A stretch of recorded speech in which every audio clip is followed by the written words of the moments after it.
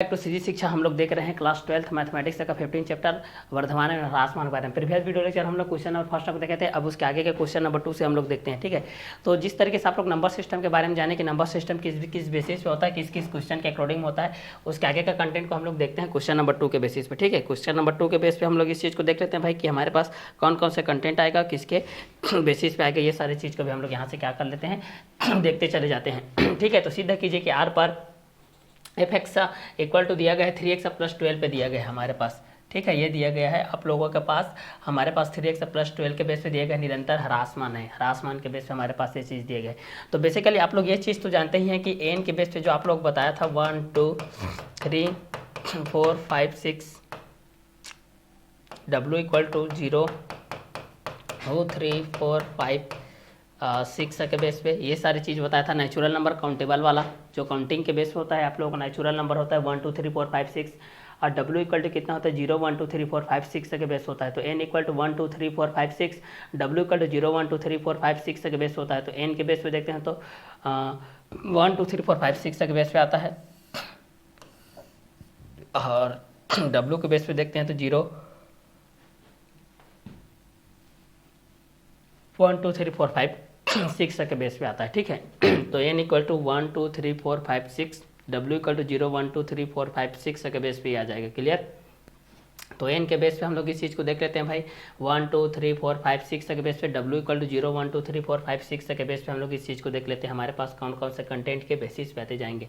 तो सीधे कीजिए कि r पर f x equal to 3x plus 12 से प्रदत्त फलन निरंतर क्या होते हैं, ह्रासमान होते हैं। तो n इक्वल टू 1 2 3 4 5 6 के बेस पे हम लोग इस चीज़ को देख लेते हैं, जहाँ पर 0 1 2 3 4 5 6 के बेस पे हो जाएगा। इस कंटेंट के अकॉर्डिंग हमारे पास कौन कौन से कंटेंट हो जाएगा, किसके किसके बेसिस पे होते जाएगा। ठीक है, तो इस कंटेंट के अकॉर्डिंग हम लोग इस चीज़ को क्या कर लेते हैं भाई, सॉल्व करते हुए चले जाते हैं कि हमारे पास कौन कौन से कंटेंट आएंगे और किसके किसके बेसिस पे आते जाएंगे। ये सारे चीज़ को भी हम लोग यहाँ से क्या कर लेते हैं, सॉल्व कर लेते हैं। ठीक है, तो सीधे कीजिए कि आर पर f x equal to 3x plus 12 से प्रदत्त फलन निरंतर ह्रासमान है। n equal to 1 2 3 4 5 6, W equal to 0 1 2 3 4 5 6 के बेस पे हम लोग इस चीज़ को देख लेते हैं 3x प्लस 12 से प्रदत्त फलन निरंतर ह्रासमान है के बेस पे। तो n प्राकृतिक संख्या के बेस होता है, W किसके संख्या के बेस होता है, पूर्ण संख्या के बेस होता है। W किसके बेस होता है, पूर्ण संख्या के बेस पे होता है भाई। ठीक है, तो इस कंटेंट के अकॉर्डिंग में भी हम लोग ये सारे चीज़ को क्या कर सकते हैं भाई, जान सकते हैं भाई कि दोनों किस क्वेश्चन के अकॉर्डिंग में रहेंगे और किसके बेसिस में रहेंगे। ठीक है, तो इस क्वेश्चन के बेस पे भी हम लोग इस चीज़ को क्या कर सकते हैं, सॉल्व कर सकते हैं। तो जिसको हम लोग गिनती के रूप में भी करते हैं नेचुरल नंबर, जिस और नेचुरल नंबर हम लोग 0 के इंक्लूड करेंगे तो होल नंबर कहलाता है। क्लियर, तो यहाँ पर n और W के बेस पे हो गया। ठीक है, अब चलिए इस चीज़ को देखते हैं। बिलोंग्स टू के बेस पे रहता है तो जिसमें धनात्मक ऋणात्मक होता है, जिसमें पॉजिटिव भी रहता है, नेगेटिव भी रहता है, जीरो भी रहता है। जिसमें पॉजिटिव नंबर भी होता है, पॉजिटिव, दूसरा नेगेटिव, पहला पॉजिटिव, दूसरा नेगेटिव, तीसरा जीरो, ये रहता है। ठीक है, तो पहला पॉजिटिव के बेस पे होता है, दूसरा नेगेटिव के बेस पे होता है, तीसरा जीरो के बेस होता है। इनका पूरे कलेक्शन को, इनके पूरे कलेक्शन को हम लोग क्या कहते हैं, इंटीजर नंबर।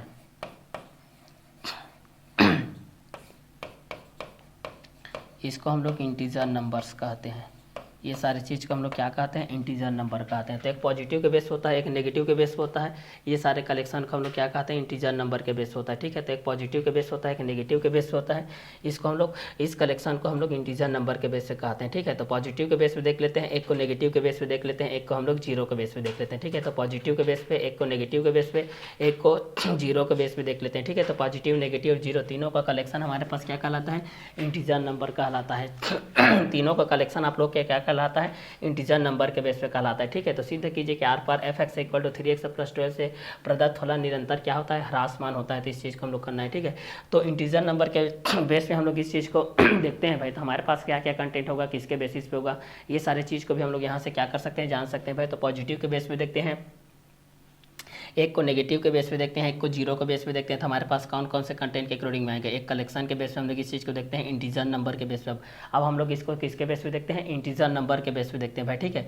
तो पॉजिटिव नंबर के बेस पे होता है, एक नेगेटिव नंबर के बेस होता है, एक जीरो नंबर के बेस होता है। ठीक है, तो पॉजिटिव के बेस पे हम लोग देखते हैं, नेगेटिव के बेस पे देखते हैं, जीरो के बेस पे देखते हैं। तो प्लस माइनस और जीरो, प्लस माइनस और जीरो का जो कलेक्शन होता है वह किसके बेस पे होता है, आप लोगों का इंटीजर नंबर के बेस में होता है, जिसमें पॉजिटिव भी होता है, नेगेटिव भी होता है और जीरो भी होता है। जिसमें पॉजिटिव भी होता है, नेगेटिव भी होता है और क्या होता है, जीरो भी होता है। ठीक है, तो पॉजिटिव, नेगेटिव और जीरो के बेस पे हम लोग इस चीज़ को देखेंगे तो हमारे पास क्या क्या कंटेंट आएगा। कलेक्शन के बेस पे हम लोग इस चीज़ को देखेंगे तो इसमें आप लोग धनात्मक भी आएगा, धनात्मक, ऋणात्मक, ऋणात्मक, धनात्मक, ऋणात्मक और ये होता है शून्य। पहला धनात्मक, दूसरा ऋणात्मक, तीसरा शून्य, तीनों सहित संख्या परिवार। ये संख्या परिवार क्या कहलाता है हम लोग का, पूर्णांक संख्या।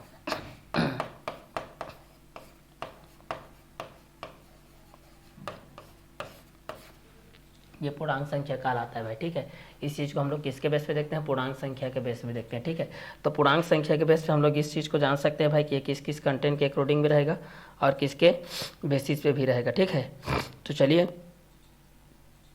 इस क्वेश्चन के अकॉर्डिंग हम लोग इस चीज़ को जानते हैं भाई कि दोनों किसके बेसिस पे रहेगा और किस किस क्वेश्चन के अकॉर्डिंग में रहेगा। ये सारे चीज़ को भी हम लोग यहाँ से क्या करते जाते हैं, देखते चले जाते हैं भाई हमारे पास कौन कौन से कंटेंट आते जाएंगे और किसके किसके बेसिस में भी आते जाएंगे। ठीक है, तो ये सारे चीज़ को भी हम लोग यहाँ से सॉल्व करते हुए चले जाते हैं भाई हमारे पास इस कंटेंट के अकॉर्डिंग में भी क्या क्या कंटेंट आएंगे और किसके बेसिस में भी आएंगे। ठीक है, तो सारे चीज़ को भी हम लोग यहाँ से क्या करते जाते हैं, सॉल्व करते चले जाते हैं भाई। ठीक है, तो चलिए इस क्वेश्चन के अकॉर्डिंग हम लोग इस चीज़ को क्या करते हैं, सॉल्व करते हुए चलते हैं भाई हमारे पास ये दोनों के अकॉर्डिंग में किसके किसके कंटेंट के अकॉर्डिंग में आते जाते हैं और किसके किसके बेसिस में भी आते जाते हैं। ठीक है, तो चलिए इस क्वेश्चन को हम लोग इस क्वेश्चन के बेस में हम लोग क्या करते हैं, सॉल्व करते हुए चलते हैं। ठीक है, तो चलिए यहाँ से हम लोग ये दो चीज़ को हम लोग यहाँ से सॉल्व करते हैं भाई। ये जो कंटेंट है ये दोनों के बेसिस पे हो जाएगा कि किस क्वेश्चन के अकॉर्डिंग में रहेगा और किसके बेसिस पे रहेगा। ये सारे चीज़ को भी जानना हमारे लिए बहुत ही ज़रूरी होता है भाई। ठीक है, तो इस क्वेश्चन को भी हम लोग यहाँ से क्या कर सकते हैं, सॉल्व कर सकते हैं। ये दोनों के बेस पे हमारे पास किस किस क्वेश्चन के अकॉर्डिंग में रहेगा और किसके बेसिस में भी रहेगा। ये सारे चीज़ को भी जानना हमारे लिए बहुत ही ज़रूरी होता है भाई। ठीक है, तो चलिए इस क्वेश्चन के अकॉर्डिंग हम लोग इस चीज़ को क्या कर लेते हैं, सॉल्व कर लेते हैं। ठीक है, तो चलिए यहाँ से देख लेते हैं हमारे पास क्या क्या कंटेंट आता है और किसके बेसिस पे आता है। ठीक, चलिए तो सिद्ध कीजिए कि आर पर f x equal to 3x plus 12 से प्रदत्त फलन निरंतर ह्रासमान है। इस चीज़ को हम लोग यहाँ से देख लेते हैं, x1 greater than x1 is less than x2 के बेस पे होता है। किसके बेस पे होता है, x2 के बेस पे। ठीक है, तो सिद्ध कीजिए कि आर पर f x equal to 3x plus 12 से प्रदत्त फलन निरंतर ह्रासमान है। सीधा कीजिए कि आर पर f x equal to 3x plus 12 से प्रदत्त फलन निरंतर ह्रासमान है। तो यहाँ से हम लोग इस चीज़ को देख लेते हैं। धनात्मक के बेस पे हमारे पास क्या होगा, ऋणात्मक के बेस पे और शून्य के बेस पे। ठीक है, तो इसको धनात्मक, दूसरा को ऋणात्मक, तीसरा को शून्य, ये तीनों के बेस पे हम लोग इस चीज़ को क्या कर सकते हैं, जान सकते हैं भाई कि प्लस के बेस पे क्या होगा, माइनस के बेस पे क्या होगा और जीरो के बेस पे क्या होगा। ठीक है, तो जीरो के बेस पे भी हम लोग इस चीज़ को देख सकते हैं और माइनस के बेस पे हम लोग इस चीज़ को देख सकते हैं। माइनस के बेस पे हमारे पास क्या कंटेंट होगा, इस चीज़ को माइनस के बेसिस पे भी देख सकते हैं, प्लस के भी बेसिस पे हम लोग इस चीज़ को क्या कर सकते हैं, देख सकते हैं और जीरो के बेसिस पे भी। ठीक है, तो चलिए ये तीनों चीज़ को हम लोग यहाँ से देखते हैं, धनात्मक,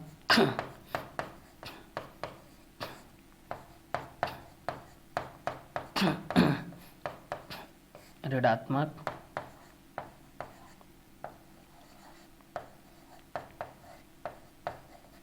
शून्य,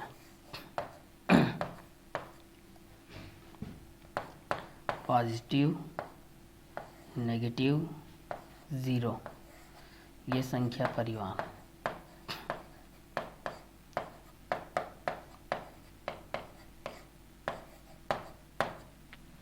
ये संख्या परिवार आप लोगों का पूर्णांक संख्या कहलाता है।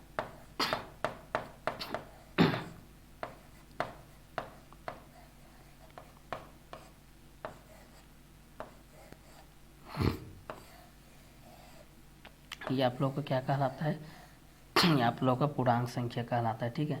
तो इस चीज़ को हम लोग पूर्णांक संख्या के बेस पे देख लेते हैं भाई कि हमारे पास कौन कौन से कंटेंट के अकॉर्डिंग में आएगा, किसके किसके बेसिस में आते जाएगा, ठीक है। तो धनात्मक के बेस पे देखते हैं, एक ऋणात्मक के बेस में आता है, एक शून्य के बेस पे आता है। एक को हम लोग धनात्मक के बेस पे देखते हैं, एक को ऋणात्मक के बेस पे देखते हैं, एक को शून्य के बेस पे देखते हैं। तो धनात्मक, ऋणात्मक, शून्य सही संख्या परिवार आप लोग के क्या कहलाता है, पूर्णांक संख्या कहलाता है। तो एक पॉजिटिव के बेस पे, दूसरा नेगेटिव, एक जीरो के बेस हो जाएगा। कलेक्शन की दृष्टि से देखेंगे तो इंटीजर नंबर के बेस पे हमारे पास ये चीज़ आ जाएगा भाई। तो इंटीजर नंबर के बेस पे हम लोग इस चीज़ को जान सकते हैं भाई कि हमारे पास कौन कौन से कंटेंट आएगा, किसके बेसिस पे आएगा। तो सीधे कीजिए कि आर पर f(x) = 3x + 12 से प्रदत्त फलन निरंतर क्या होते हैं, ह्रासमान होते हैं, ठीक है। तो धनात्मक, ऋणात्मक, शून्य सही संख्या परिवार के माध्यम से हम लोग इस चीज़ को देखते हैं। पूर्णांक संख्या के बेस में धनात्मक के माध्यम से क्या आता है, ऋणात्मक के माध्यम से क्या आता है, शून्य के माध्यम से क्या आता है। तो संख्या परिवार के माध्यम से क्या आता है, पूर्णांक संख्या के बेस पे क्या आता है, ठीक है। तो पॉजिटिव, नेगेटिव और जीरो के बेस पे हम लोग देखते हैं। पॉजिटिव, नेगेटिव और जीरो के बेस पे हम लोग इस चीज़ को देखते हैं। कलेक्शन के माध्यम से, इंटीजर नंबर के माध्यम से भी हम लोग इस चीज़ को देखते हैं। क्लियर। तो एक को हम लोग धनात्मक के माध्यम से देखते हैं, एक को हम लोग ऋणात्मक के माध्यम से देखते हैं, एक को शून्य के माध्यम से देखते हैं। तो सीधे कीजिए कि आर पर f(x) = 3x + 12 से प्रदत्त फलन निरंतर ह्रासमान है। तो एक को हम लोग धनात्मक के बेस पे देखते हैं, एक को ऋणात्मक के बेस पे देखते हैं, एक शून्य के बेस पे देखते हैं। तो संख्या परिवार के बेस पे देखते हैं तो पूर्णांक संख्या, धनात्मक, ऋणात्मक, शून्य संख्या परिवार में देखते हैं। पूर्णांक संख्या के बेस में एक को पॉजिटिव के बेस पे देखते हैं, दूसरे को नेगेटिव के बेस में देखते हैं और तीसरे को हम लोग जीरो के बेस पे देखते हैं। अब कलेक्शन के अनुसार हम लोग इस चीज़ को देख लेते हैं इंटीजर नंबर के बेस पे। तो एक को पॉजिटिव होता है, दूसरा नेगेटिव होता है, एक पॉजिटिव होता है, दूसरा क्या होता है, नेगेटिव होता है और तीसरा क्या होता है, जीरो के बेस होता है। तो एक को हम लोग पॉजिटिव के बेस पे देख लेते हैं, एक को नेगेटिव के बेस पे देख लेते हैं, एक को हम लोग जीरो के बेस पे देखते हैं, ठीक है।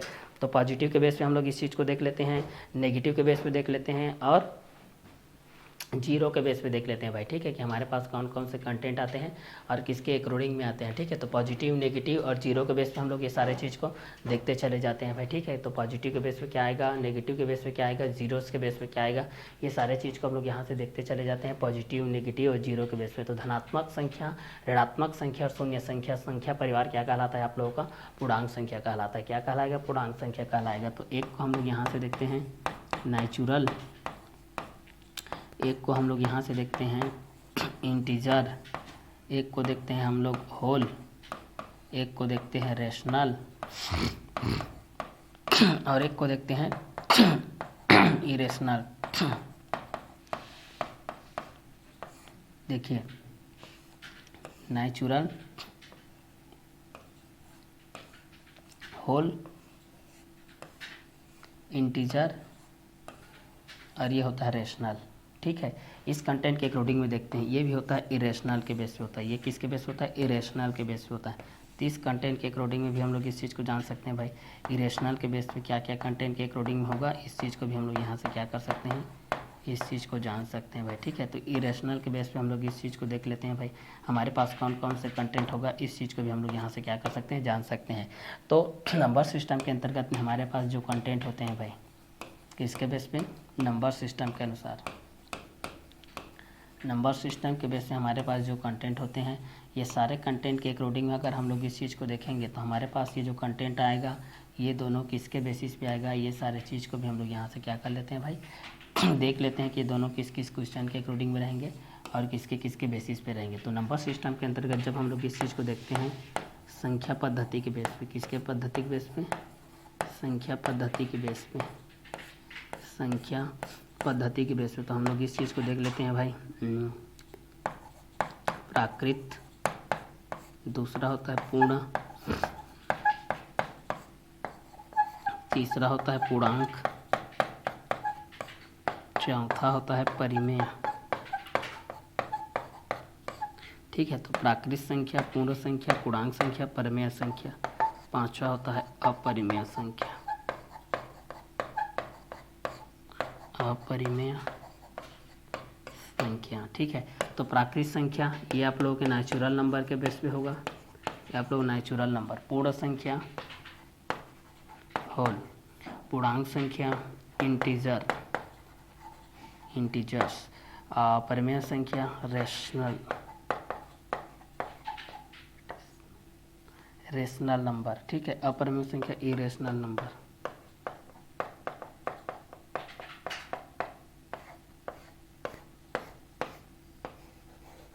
इस चीज़ को देख सकते हैं natural, whole, integer, rational, irrational के बेस पे हम लोग इस चीज़ को देख सकते हैं। प्राकृत संख्या, पूर्ण संख्या, पूर्णांक संख्या, परिमेय संख्या, अपरिमेय संख्या। तो प्राकृत संख्या, पूर्ण संख्या, पूर्णांक संख्या, परिमेय संख्या, अपरिमेय संख्या के बेस पे हम लोग इस चीज़ को देख सकते हैं भाई, ठीक है। तो नेचुरल नंबर के बेस पे हमारे पास ये कंटेंट के अकॉर्डिंग होता है, दूसरा होल नंबर के बेस होता है, तीसरा इंटीजर के बेस होता है, चौथा रेशनल के बेस होता है, पांचवा हमारे पास होता है इरेशनल के बेस पे, ठीक है। तो इस चीज़ को भी हम लोग यहाँ से क्या कर सकते हैं, सॉल्व आउट कर सकते हैं भाई, ठीक है। तो धनात्मक ऋणात्मक शून्य से संख्या पर पूर्णांक संख्या कहलाएगा। इस कंटेंट के अकॉर्डिंग में हमारे पास जो कंटेंट आएगा, ठीक है, जैसे कि हमारे पास ये जो नेचुरल नंबर के बेस पे आता था, प्राकृत संख्या के बेस पे हमारे पास ये जो प्राकृत संख्या नेचुरल के बेस पे आता था, ये नेचुरल नंबर के बेस पे हमारे पास ये जो चीज़ आता था, इसके बेस पे नेचुरल नंबर के बेस पे हमारे पास ये जो चीज़ आ रहा था, जिसमें n इक्वल टू हमारे पास था 1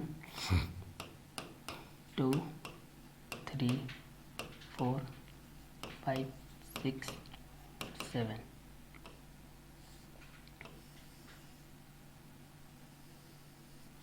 ये था। और इसी को अगर पूर्ण संख्या के बेस पे हम लोग इस चीज़ को देखते थे, पूर्ण संख्या के बेस पे अगर हम लोग इस चीज़ को देखते थे, जिसको हम लोग होल नंबर बोलते हैं, होल नंबर, जिसको W से रिप्रेजेंट करते हैं, 0 1 2 3 4 5 6 7, इस कंटेंट के अनुसार, ठीक है। पूर्णांक संख्या होता है तीसरा,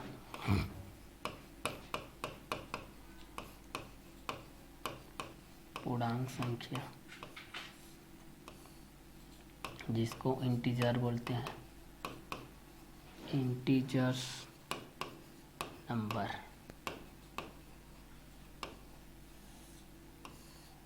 इस चीज़ को हम लोग यहाँ से बोल देते हैं, तो यह हो जाएगा z इक्वल टू -2 -1 0 1 और 2, इस कंटेंट के अनुसार हो जाएगा, ठीक है। तो एक को हम लोग यहाँ से देख लेते हैं संख्या पद्धति के अनुसार से, जिसमें प्राकृत संख्या होता है, पूर्ण संख्या होता है, पूर्णांक संख्या होता है, परिमेय संख्या होता है, और क्या होता है भाई, अपरिमेय संख्या होता है। ये किसके कंटेंट के अनुसार होता है, अपरिमेय संख्या के भी बेसिस में होते जाता है, ठीक है। तो इस कंटेंट के अकॉर्डिंग में भी हम लोग इस चीज़ को क्या कर सकते हैं भाई, जान सकते हैं, ठीक है। तो नेचुरल नंबर के बेस हम लोग इस चीज़ को देखते हैं, जो कि इंटीजर नंबर भी आता है और नेचुरल नंबर भी आता है, होल नंबर भी आता है। इंटीजर नंबर के बेस में देखते हैं, रेशनल नंबर के बेस में देखते हैं, संख्या पद्धति में हम लोग इस चीज़ को देखते हैं। तो रेशनल नंबर के बेस होता है, तो नंबर सिस्टम के बेस हम लोग इस चीज़ को देखते हैं, natural number, whole number, integer number, rational number, irrational number.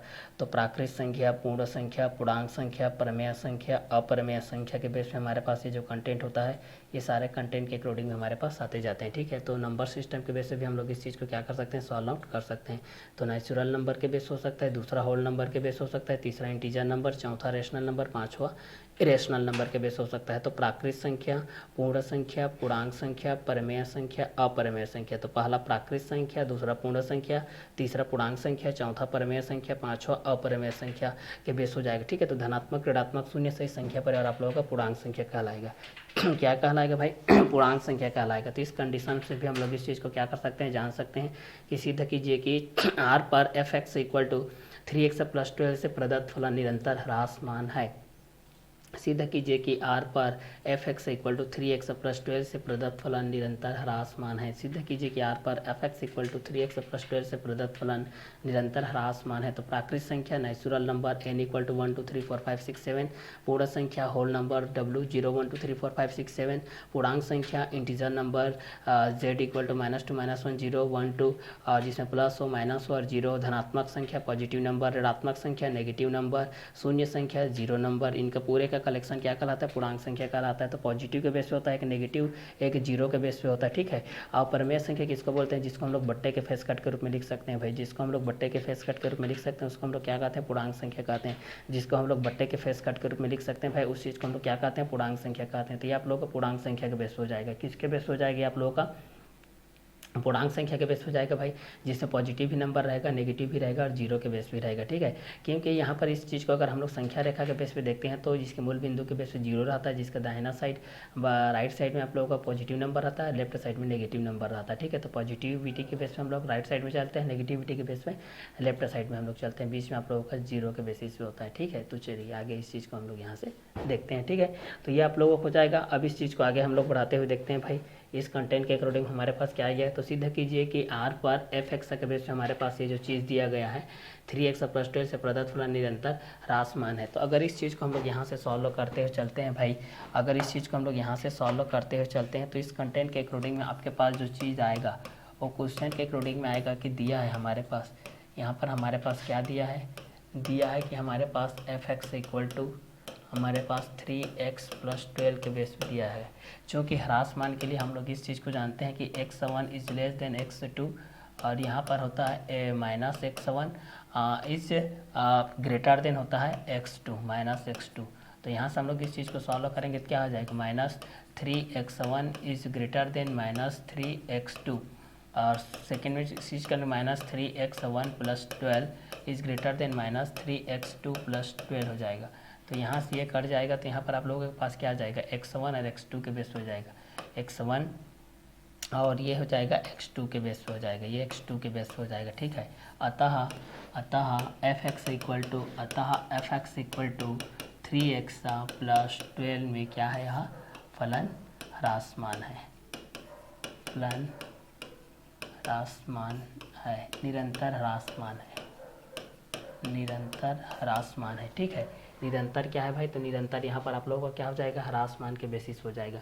निरंतर किसके बेसिस हो जाएगा, तो निरंतर ह्रासमान के बेसिस पे हो जाएगी आप लोगों का, क्लियर। तो इस कंटेंट के बेस पे भी हम लोग इस चीज़ को क्या कर सकते हैं, सॉल्व कर सकते हैं भाई कि दोनों किसके बेसिस हो जाएगा, किस किस क्वेश्चन के अकॉर्डिंग होते जाएगा, ठीक है। इस चीज़ को भी हम लोग यहाँ से क्या कर सकते हैं, जान सकते हैं। तो f x equal to 3x + 12 के बेस पे हो जाएगा हमारे पास ये जो कंटेंट के अकॉर्डिंग में है। तो इस कंटेंट के अकॉर्डिंग में भी हम लोग इस चीज़ को क्या कर सकते हैं भाई, जान सकते हैं भाई कि दोनों किसके बेसिस पे होते जाएगा और किस किस क्वेश्चन के अकॉर्डिंग में भी होते जाएगा। ये सारे चीज़ को भी हम लोग यहाँ से क्या कर सकते हैं, सॉल्व कर सकते हैं। तो सिद्ध कीजिए कि आर पर f x equal to 3x + 12 से प्रदत्त फलन निरंतर ह्रासमान होता है। तो दिया है f x equal to 3x + 12, x1 is less than x2 के बेस पे -x1 is greater then -x2 के बेस हो जाएगा, क्योंकि यहाँ पर फलन निरंतर क्या है, ह्रासमान के बेस पे है, तो ठीक है। और यहाँ पर पॉजिटिव नंबर के बेस पे था, एक आप लोगों का नेगेटिव नंबर के बेस में भी था, ठीक है। तो एक धनात्मक के बेस होता है, एक आप लोगों का ऋणात्मक नंबर के बेस में था, ठीक है। तो इस तरीके से आप लोग संख्या पद्धति के बारे में भी जान गए थे, ठीक है, कि संख्या पद्धति के अकॉर्डिंग में भी आपके पास ये कौन कौन से कंटेंट आते हैं, ठीक है। चलिए थर्ड क्वेश्चन के बेस पे देखते हैं। थर्ड क्वेश्चन हमारे पास क्या कंटेंट बोल रहा है, थर्ड क्वेश्चन के बेस पे हम लोग इस चीज़ को देख लेते हैं भाई। थर्ड के बेस पे थर्ड सीधा कीजिए कि F x equal to ax + b, जहाँ a और b अचर है, जहाँ पर a is greater than 0, R पर एक निरंतर वर्धमान फलन है। तो दिया है हमारे पास, सिंपल है, इस चीज़ को दिया है हमारे पास एफ एक्स इक्वल टू, यहाँ पर दिया गया है ax + b, ठीक है, जहाँ पर a और b क्या है, अचर है। When a and b constant है ना, ये दोनों क्या है, कांस्टेंट है भाई। यहाँ के बेस पे अगर हम लोग इस चीज़ को देखेंगे तो ये आप लोगों के बेस पे क्या है, कांस्टेंट के बेस पे है, ठीक है। ये आप लोगों के किसके बेस पे आते जाएगा, तो ये आप लोगों के कांस्टेंट के बेस पे आते जाएगा, ठीक है। तो ये जो चीज़ होगा ये आप लोगों के किसके बेस पे होगा भाई, ये आप लोगों के कांस्टेंट के बेस पे होते जाएगा, ठीक है। तो ये कांस्टेंट के बेस पे हमारे पास ये कंटेंट के अकॉर्डिंग होते जाएगा, ठीक है। तो इस क्वेश्चन के अकॉर्डिंग हम लोग इस चीज़ को क्या कर सकते हैं, जान सकते हैं भाई, ठीक है। तो चलिए इस चीज़ को देख लेते हैं। F x equal to x + b के बेस पे है, जहाँ पर निरंतर वर्धमान फलन है। चूँकि हम जानते हैं कि चूँकि हम जानते हैं कि चूँकि हम जानते हैं कि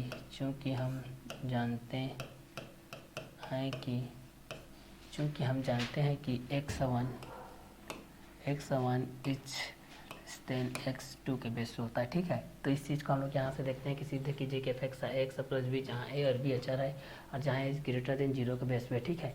इसलिए ए एक्स वन और यहाँ पर हो जाएगा ए एक्स वन और यहाँ पर हो जाएगा ए एक्स टू के बेस पे हो जाएगा, ए एक्स टू के बेस पे, ए एक्स वन के बेस पे हो जाएगा और यहाँ पर ए एक्स टू के बेस पे हो जाएगा, ठीक है। तो चलिए पर यहाँ पर ए एक्स वन और ए एक्स टू के बेस पे देखते हैं। फिर यहाँ से देखेंगे तो ए एक्स वन प्लस बी हो जाएगा और ये हो जाएगा ए एक्स टू प्लस बी के माध्यम से हो जाएगा। तो इस चीज़ को देखेंगे तो यहाँ पर कितना हो जाएगा कि ए के माध्यम से हमारे पास ये जो कंटेंट है ये आप लोगों का x one equal to x two के बेसिस पे हो जाएगा जो कंटेंट के, इसलिए एक्स आप लोगों का क्या हो जाएगा, ग्रेटर हो जाएगा। एक्स वन आप लोगों के बेस पे हमारे पास एक्स टू एक्स वन के बेसिस हो जाएगा, जहाँ पर a is greater than zero के बेस पे हो जाएगा, ठीक है। इसलिए f x equal to a x plus b, a x plus B जहाँ ए और बी अचर है, जहाँ ए व बी अचर है, a is greater than zero, ठीक है। तो सीधा कीजिए कि F x equal to a x plus B जहाँ ए और बी अचर है और a is greater than zero पर एक निरंतर वर्धमान फलन है, क्लियर। तो किस कंटेंट के अनुसार से हम लोग क्वेश्चन नंबर 3 बेस पे देख सकते हैं कि सीधा कीजिए कि F x equal to x plus B जहाँ ए और बी अचर है, जहाँ ए is greater than zero, R पर एक निरंतर क्या होते हैं, वर्धमान फलन के बेस पे होते हैं, ठीक है। इस कंटेंट के अकॉर्डिंग हमारे पास कौन कौन से कंटेंट आएंगे, किसके बेसिस पे आएंगे, ये सारे चीज़ को भी हम लोग यहाँ से क्या कर सकते हैं भाई, जान सकते हैं भाई कि ये दोनों किसके अकॉर्डिंग में होते हैं भाई और किस किस क्वेश्चन के अकॉर्डिंग होते हैं। तो ये सारे चीज़ को भी हम लोग यहाँ से सॉल्व कर सकते हैं, हमारे पास कौन कौन से कंटेंट आएगा और किसके बेसिस पे आएगा, ठीक है। तो इस कंटेंट के अकॉर्डिंग में भी हम लोग इस चीज़ को क्या कर सकते हैं, जान सकते हैं भाई कि हमारे पास कौन कौन से क्वेश्चन के अकॉर्डिंग होता है, किसके किसके बेसिस पे होते जाता है, ठीक है। तो सारे चीज़ को भी हम लोग यहाँ से क्या कर सकते हैं, सॉल्व कर सकते हैं, ठीक है। तो चलिए इस चीज़ को हम लोग यहाँ से देखते हैं। तो इस बेसिस पे हम लोग इस चीज़ को देखते हैं हमारे पास कौन कौन कंटेंट हो जाएगा, किसके किसके बेसिस पे होते जाएगा, ठीक है। ये सारे चीज़ को भी हम लोग यहाँ से देखते चले जाते हैं। तो f x equal to x plus b के बेस पे देखते हैं, जहाँ ए और बी अचर है, जहाँ पर हम यहाँ पर इस चीज़ को देखते हैं, हम जानते हैं कि x one is greater than less than x two के बेस हो जाएगा, इसलिए a x one x two के बेस हो जाएगा, जहाँ पर a x one plus b के बेस पे हम लोग इस चीज़ को देखते हैं जो कि एक्स टू प्लस बी के बेस हो जाएगा। तो वर्धमान के बेस पे एक होता है, एक ह्रासमान के बेस होता है, ठीक है। एक को हम लोग वर्धमान के बेस पे देख लेते हैं, एक को हम लोग ह्रासमान के बेस पे देख सकते हैं, ठीक है। तो इस क्वेश्चन के अकॉर्डिंग में भी हम लोग ये सारे चीज़ को क्या कर सकते हैं, सॉल्व आउट कर सकते हैं भाई कि सीधा कीजिए कि F x equal to x plus B जहाँ ए और बी अचर है, जहाँ ए इज ग्रेटर देन जीरो हो जाएगा, जहाँ आर पर एक निरंतर वर्धमान फलन हो जाएगा। तो f x equal to x plus B जहाँ ए और बी अचर है, चूँकि हम जानते हैं कि x one is greater is less than x two, x one is less than x two, x one plus b और ये एक्स टू प्लस बी के बेस हो जाएगा जो कि x one into x two के बेस हो जाएगा, जहाँ पर एक्स टू के बेस पे हमारे पास आ जाएगा। तो सीधे कीजिए कि एक्स एक्स प्लस बी जहाँ ए और बी अचर है और a is greater than zero के बेस हो जाएगा, जहाँ पर एक निरंतर वर्धमान फलन के बेस पे हो जाएगा, ठीक है। तो इस क्वेश्चन के अकॉर्डिंग में भी हम लोग ये सारी चीज़ को क्या कर सकते हैं, सॉल्व आउट कर सकते हैं। तो चलिए इसका क्वेश्चन नंबर 4 के बेस पे देखते हैं। क्वेश्चन नंबर 4 के लिए हम लोग इस चीज़ को सॉल्व कर लेते हैं, हमारे पास क्या क्या कंटेंट दे रहा है, ठीक है। तो सीधा कीजिए कि F x equal to e to the power minus x R पर एक निरंतर ह्रासमान फलन है। तो यहाँ से हम लोग इस चीज़ को देखते हैं, दिया है f x equal to e to the power minus x के बेस में दिया गया है। चूँकि हम जानते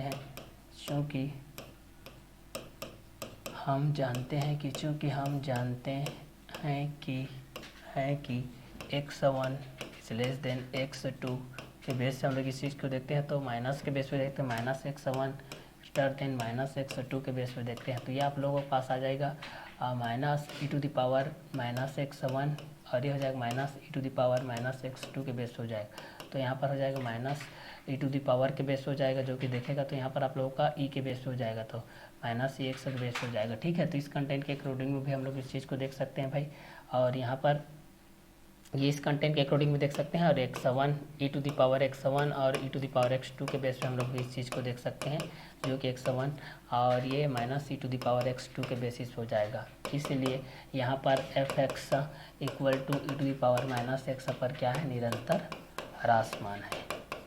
निरंतर क्या है, ह्रासमान है। ये सिंपल से चैप्टर है, सिंपल सा क्वेश्चन है, जल्दी जल्दी आप लोगों का सॉल्व हो जाएगा। ठीक है, चलिए अब देखते हैं नेक्स्ट क्वेश्चन नंबर 5। सीधा कीजिए कि 0 इन्फिनिटी को लॉग एक्स का एक वर्धमान फलन है।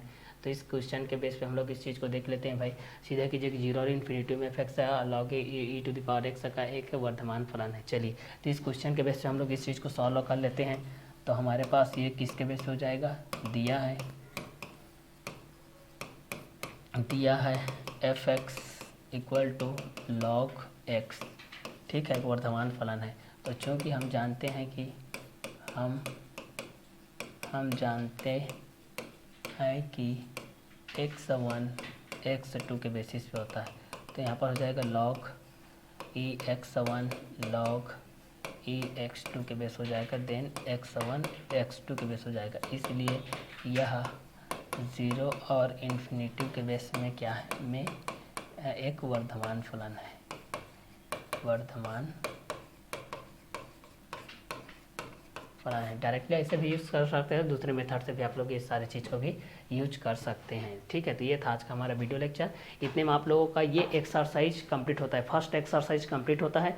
इसका नेक्स्ट वीडियो लेक्चर हम लोग सेकंड एक्सरसाइज में देखते हैं। ठीक है, इसमें का जो फर्स्ट एक्सरसाइज था प्रश्न वाली एक था, इसका जो प्रश्न वाली आप लोगों का जो एक था, इसमें 5 क्वेश्चन थे। ये प्रश्न वाली फर्स्ट कंप्लीट होता है।